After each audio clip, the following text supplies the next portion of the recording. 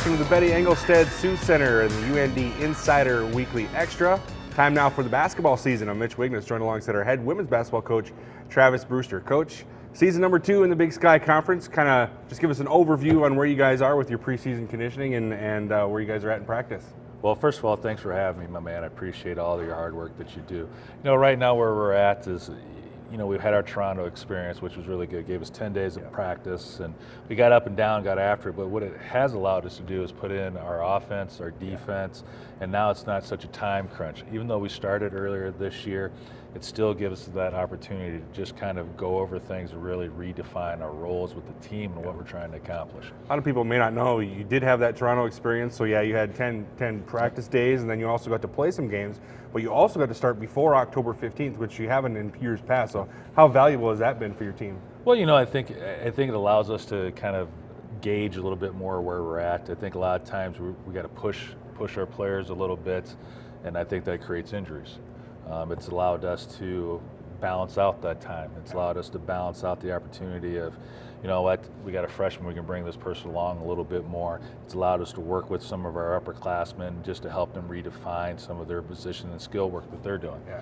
Talking about injuries, you and I joked yesterday that sometimes it looked like the Tour de France down there at your practice because you had so many kids on bicycles.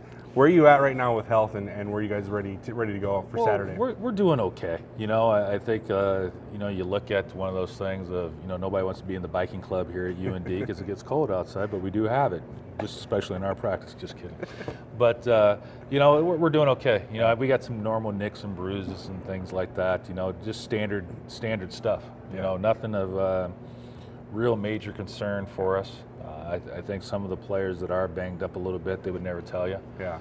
They're just that type of group. They're tough, and they're really dedicated to UND. I know UND fans are excited to see Alyssa Wall come back into form because she just struggled with injuries all year last year, and she's part of a senior group that I know that you really feel is real special here at UND. Yeah, Alyssa tried to battle through some things last year, and we tried to talk to her about it, and that was her decision how to approach it. And I think she saw, hey, that's a pretty tough thing to do, and she's a key component of that group. And you look at our team, and those 4 seniors, they've been through a lot in the transition. They've done a lot just to make themselves better basketball players, but they're great people, and that's something that you don't get every year. Practice this year has been totally different from last year. Their approach is a lot different, how they go about it on the floor.